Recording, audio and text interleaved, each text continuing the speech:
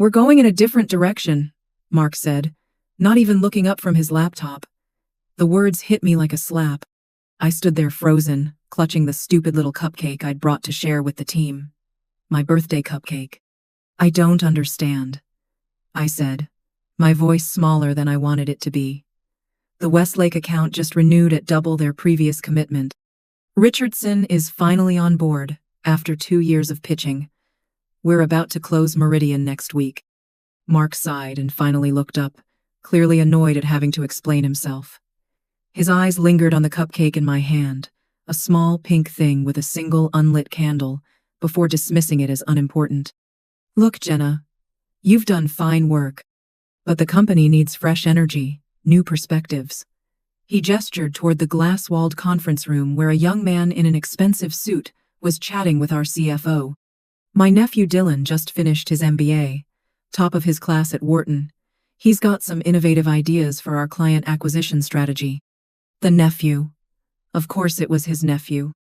My throat tightened as I watched Dylan laugh at something, all confidence and connections, and absolutely zero experience. 2 years ago, Mark had introduced him as an intern.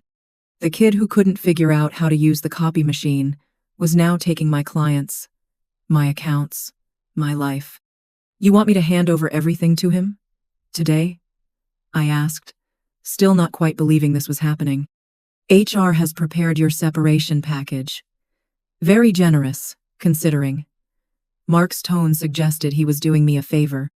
"We'll need your laptop, phone, and key card before you leave. Dylan will reach out to your clients this afternoon to introduce himself." 7 years. 7 years I'd given to this company. Nights, weekends, missed family gatherings. The Christmas I spent in a hotel room in Cincinnati, because the Thompson deal couldn't wait until after the holidays.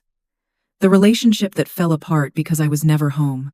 All for this moment, standing in my boss's office on my 34th birthday, being replaced by his nephew. I didn't cry. Somehow, that felt important, not letting him see me cry.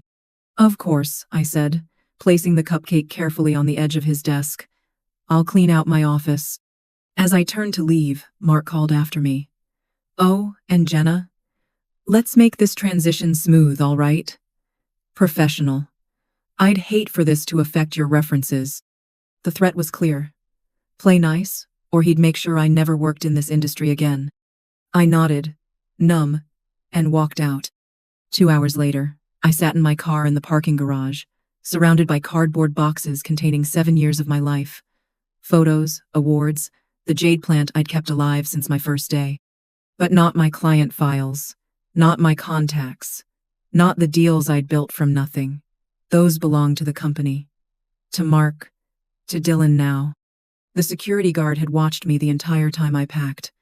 "Company policy," he'd said apologetically, like I was a thief.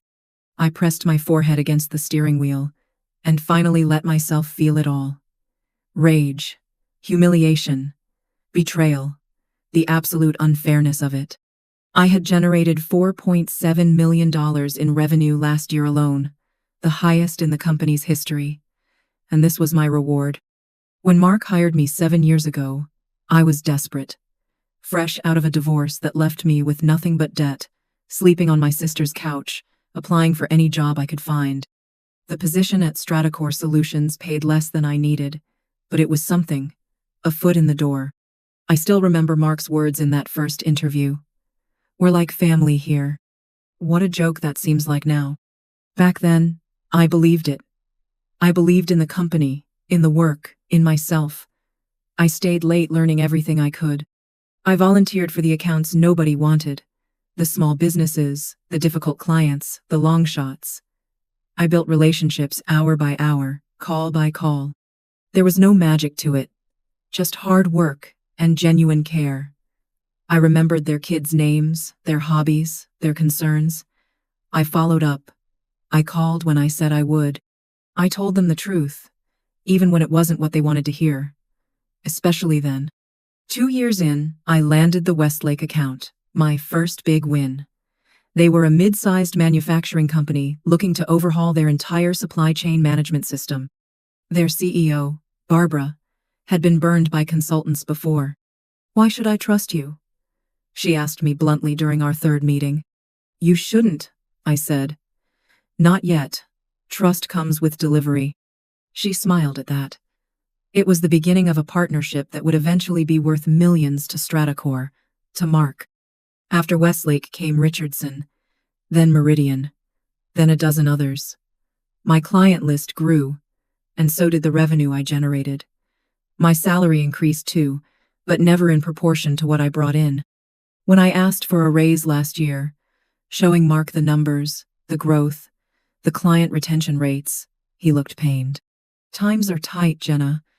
We're all making sacrifices." 2 weeks later, he drove up in a new Tesla. I should have seen it then. Maybe I did, but I ignored it. I had put too much of myself into this job to acknowledge what was happening. My clients needed me. The projects needed me. I told myself that was enough. The Christmas party last year. That's when I first noticed Dylan hanging around the executive meetings. Mark introducing him to our biggest clients at the holiday gala.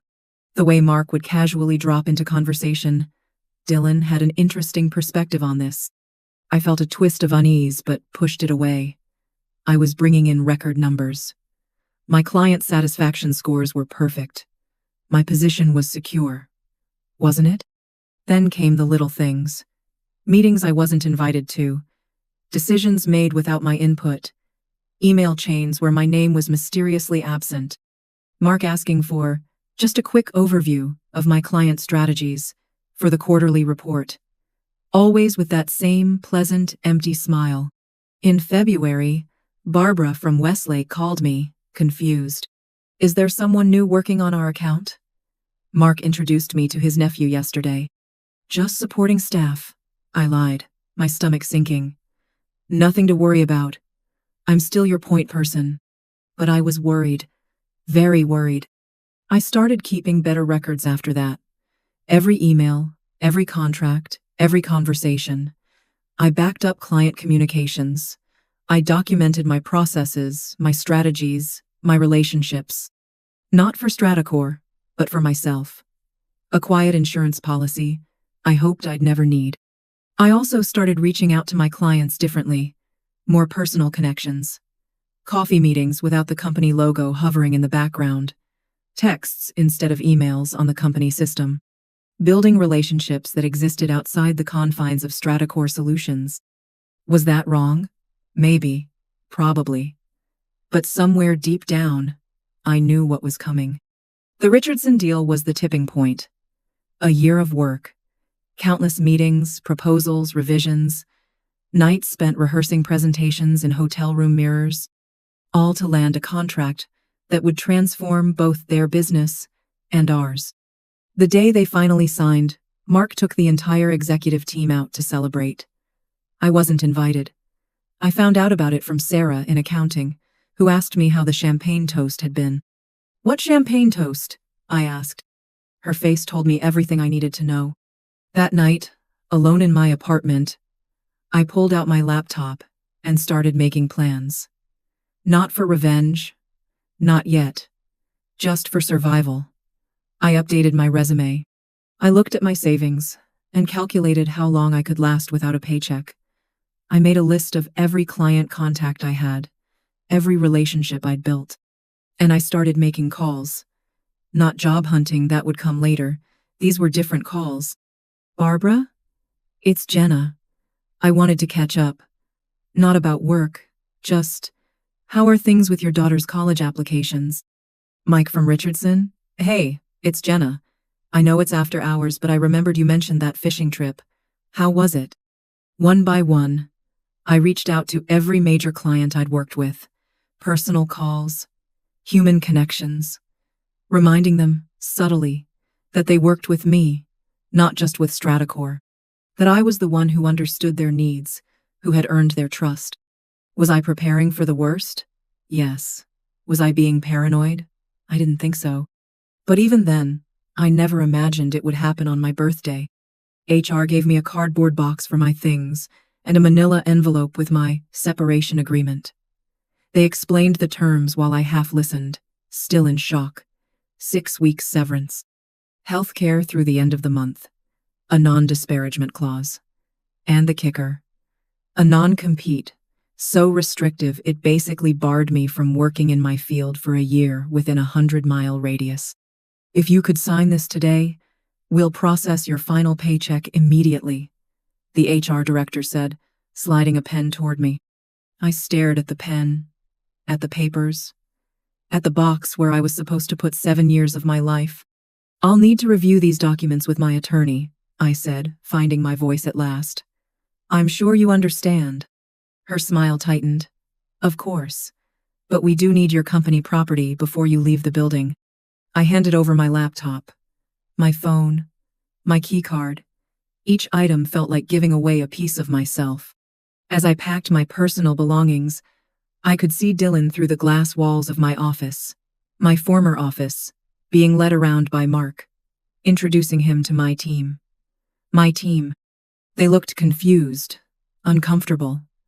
A few glanced my way, but quickly averted their eyes when they saw me watching. Only Raj, my deputy, had the courage to come say goodbye. This is wrong, he whispered, helping me pack a photo frame. After everything you've done for this place. I squeezed his arm. It's business, Raj. Nothing personal. But it was personal. It was deeply, painfully personal. By the time I got to my car, my hands were shaking so badly I could barely get the key in the ignition. 7 years of my life. Gone in an afternoon. And not just the job, the identity, the purpose. The future I thought I was building. I sat there, surrounded by my sad little boxes, and felt something crystallize inside me. Not just anger, something colder, clearer. They thought they could just replace me, that I was interchangeable, that the relationships I'd built, the trust I'd earned, the knowledge I carried, all of it could be handed over to Dylan with his fresh MBA and his uncle's last name. They were wrong. I pulled out my personal phone, not the company one I'd just surrendered, and opened a document I'd created months ago. A document titled Plan B. I'd never actually intended to use it. It was just insurance. A way to feel less powerless in a company where I was increasingly aware of my precarious position. But now, running my finger down the list of names and numbers, I felt a strange calm settle over me. Mark had taken my job, my clients, my reputation, but he'd forgotten something crucial. He'd forgotten what I kept. I drove home in a daze. The boxes from my office sat untouched in my trunk for 3 days. I couldn't bear to look at them. Instead, I pulled the blinds closed and disappeared into my apartment. I ignored calls from my sister, from friends wondering why I wasn't at work. I ordered takeout that I barely touched and stared at walls until my eyes burned. It wasn't just a job. It was 7 years of my life, my identity, the thing I was good at. On the 4th day, I woke up and realized I had to make a choice. I could stay in that dark apartment and let Mark win, or I could do something about it. I showered for the first time in days, put on real clothes, made coffee, and then I opened my laptop and really looked at Plan B. The document contained contact information for every major client I'd worked with, not their company email addresses or office numbers, but their personal cell phones, private emails, even home addresses for some. It listed birthdays, spouse names, children's ages, personal interests, and vulnerabilities. Not the kind of vulnerabilities you exploit, but the kind you protect. The kinds of things you know about people you actually care about. Next to each name were notes about their contract terms with Stratacore, renewal dates, pain points, services they needed but weren't getting, promises Mark had made but never fulfilled. This wasn't just a contact list. It was a map of relationships, real, human connections I'd built over 7 years while Mark was playing golf and buying Teslas. I took a deep breath and made my first call. Barbara? It's Jenna. Do you have a minute? Barbara's voice immediately warmed. Jenna, I was just thinking about you. Dylan reached out yesterday, said you'd left the company? What happened? I chose my words carefully. The non-disparagement clause meant I couldn't badmouth Stratacore or Mark, but I didn't need to. Mark decided to go in a different direction, I said simply. I wanted to call personally to thank you for the opportunity to work together these past years. It's meant a lot to me." "Well, this is unexpected," Barbara said. I could hear the concern in her voice. "You've been our rock through this entire system transition. Is there anything I should know?" Again, I was careful. "I'm confident Stratacore will continue providing services under your current contract. Dylan is very enthusiastic." The pause after enthusiastic said everything I couldn't. Barbara, sharp as ever, caught it immediately. "Enthusiasm doesn't replace experience or trust." She paused. "What are your plans now?" "I'm considering my options," I said, which wasn't a lie. "Let's get coffee next week," she suggested. Not as client and vendor, just as people who've worked closely for years. One by one, I made similar calls to my top clients. Not to poach them, that would violate my non-compete. Just to say goodbye, to express gratitude, to close loops. But a strange thing happened. Without me mentioning it, almost every conversation ended the same way. "Let's stay in touch. Keep me posted on your next move. I'd love to grab lunch soon." They cared about me, not just as a service provider, but as a person. I'd built that. Me. Not Stratacore. Not Mark. Maybe that was worth something. 2 weeks passed. I met with an employment attorney who reviewed my separation agreement. "This non-compete is aggressive," she said, frowning at the document. "But not necessarily enforceable, especially given the circumstances of your termination." "Did they give you any warning? Performance improvement plan? Documentation of issues?" "Nothing," I said. "I was their top performer." She made some notes. "And this was the same day they brought in the owner's nephew?" I nodded. "Interesting timing," she said with a small smile. "Here's what I suggest." We drafted a counter-proposal. I would sign an amended agreement that limited the non-compete to direct competitors only, not the entire consulting industry, and reduced the geographic restriction to 25 miles, not 100. In exchange, I wouldn't challenge the termination or pursue any claims against Stratacore. Mark rejected it immediately. His response came through Stratacore's attorney. "Sign the original agreement or forfeit the severance package." Fine. I'd survived without their money before. I could do it again. I declined the severance and returned the unsigned agreement. That evening, I got a text from Raj. "Dylan bombed the Meridian pitch today. Completely tanked it. They're walking." I felt a pang of satisfaction, quickly followed by guilt. The Meridian deal would have meant bonuses for the whole team, including Raj. My revenge shouldn't hurt the people who weren't responsible. But then came another text. Also, Barbara from Westlake called Mark directly, said they're reviewing their contract options. My coffee with Barbara had been pleasant. We'd talked about her daughter's college acceptance, her husband's new hobby, the vacation she was planning. Business didn't come up until the very end. "I'm not asking you to say anything inappropriate," she'd said carefully. "But as someone who's trusted you for years, I'd appreciate your professional assessment of our current situation with Stratacore." I'd considered my words carefully. Stratacore has excellent technical capabilities. But in my experience, successful consulting relationships depend on trust, communication, and deep understanding of client needs. Those things take time to develop.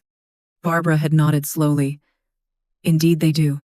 Now, reading Raj's text, I wondered if Barbara had taken that conversation to heart. A month after my termination, I made a decision. I couldn't work directly in my field due to the non-compete threat, but I could teach. I reached out to the local university and offered to guest lecture on business relationship management for their MBA program. No pay needed, just the opportunity to share what I knew. They accepted immediately. And that's how, 6 weeks after losing everything, I found myself standing in front of a classroom of graduate students, talking about the work I loved. Consulting isn't about having all the answers, I told them. It's about asking the right questions. It's about listening, really listening, to what people need, even when they don't know how to express it. After class, several students approached with questions. One handed me her card. My father runs a manufacturing business, she said. He's been looking for someone to help streamline their processes. Would you be interested in meeting him? By month 2, I had 3 independent consulting clients, all in industries different enough from Stratacor's focus to avoid non-compete issues. Small businesses with small budgets, but real problems I knew how to solve. I worked from my dining room table, kept my overhead low, and slowly, carefully began rebuilding. I also kept in touch with my former Stratacor clients, just friendly check-ins.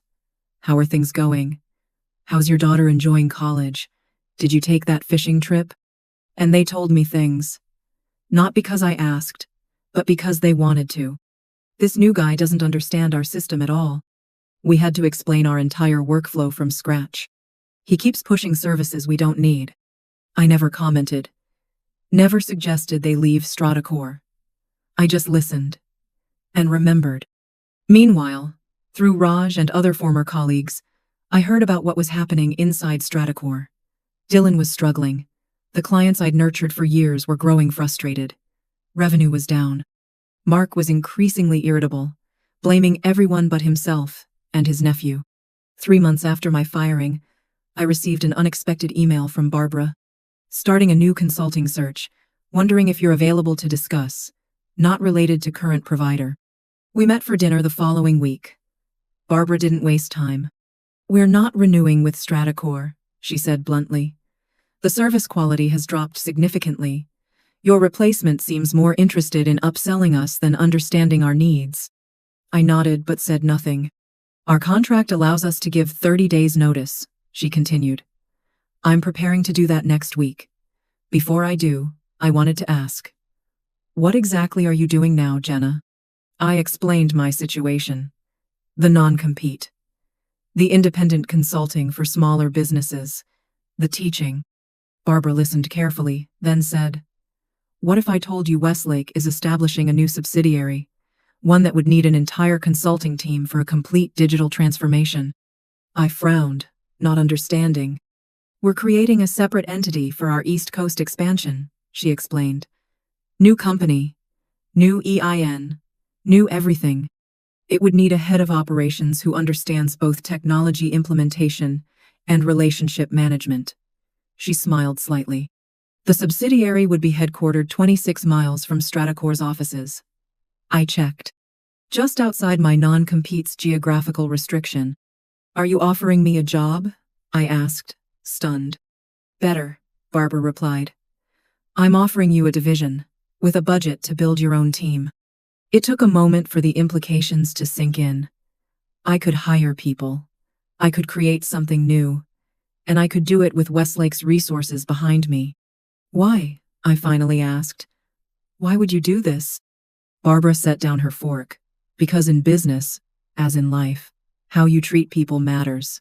Mark didn't just fire you, Jenna. He showed me exactly who he is and how he operates. That's not someone I want managing my company's future. 2 weeks later, I accepted Barbara's offer. 1 month after that, I moved into a small but beautiful office, 26.2 miles from Stratacor's headquarters. The first person I hired was Raj. And then I waited. The revenge I'd initially fantasized about, the scorched earth, burn it all down kind, wasn't what happened in the end. Reality is more subtle, more complete. 6 months after my birthday firing, I sat in my new office reviewing applications for our growing team. My phone buzzed with a text from Raj. Richardson just gave notice to Stratacor. A week later, Meridian officially terminated their contract today. Then, Mark is calling emergency revenue meetings every morning now. I didn't poach a single client. I didn't have to. They were leaving on their own, one by one, as Dylan proved incapable of maintaining the relationships I'd built. Some came to us at the new Westlake subsidiary. Others went to different firms entirely. It didn't matter to me where they went. What mattered was that they were choosing what was right for their businesses. 9 months after my firing, I received a LinkedIn request from Mark. I accepted out of curiosity. Minutes later, a message arrived. Jenna, would love to grab coffee and catch up. No agenda, just 2 professionals reconnecting. I knew exactly what this was. Stratacor was in trouble. Mark was desperate. And now he wanted me to bail him out somehow.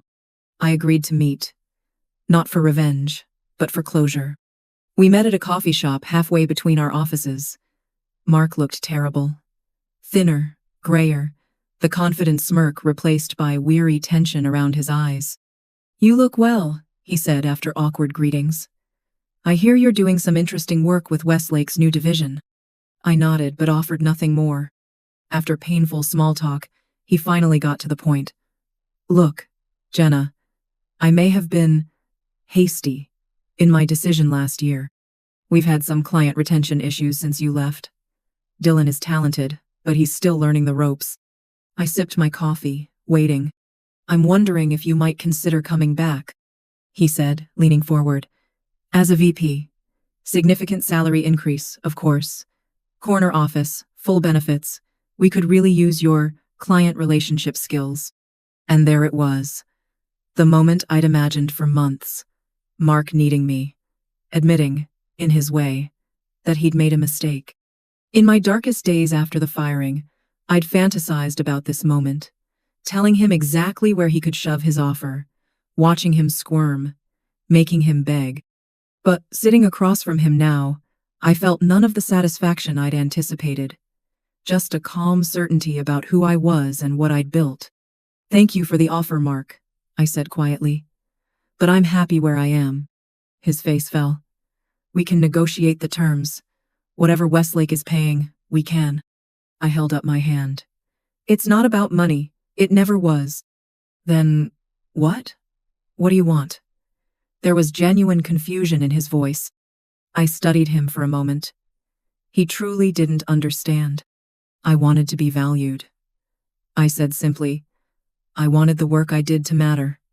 The relationships I built to be respected." "Your work did matter," he insisted. "That's why I'm here. That's why we need you back." I shook my head slowly. "You only see the value now that it's gone. That's not the same thing." I gathered my things and stood up. No dramatic exit. No final cutting remark. Just the quiet dignity of someone who no longer needed his approval or his company. "I wish you and Stratacor the best, Mark. I really do." As I walked out, I felt his eyes on my back. 7 years ago, I'd sat in his office, desperate for a job, for a chance. Now I was walking away, completely on my own terms. That was the revenge. Not destroying him or his company, not taking his clients, or exposing his nepotism. Just building something better, something he couldn't touch or take credit for. Something that proved, definitively, that my success had never been about Stratacor. It had always been about me. 3 months later, I heard from Raj that Stratacor was being acquired by a larger firm. Mark was being replaced as CEO. Dylan was transitioning to a special projects role, corporate, speak for being sidelined. I felt no joy at the news, no vindication, just a quiet acknowledgement that consequences eventually find everyone.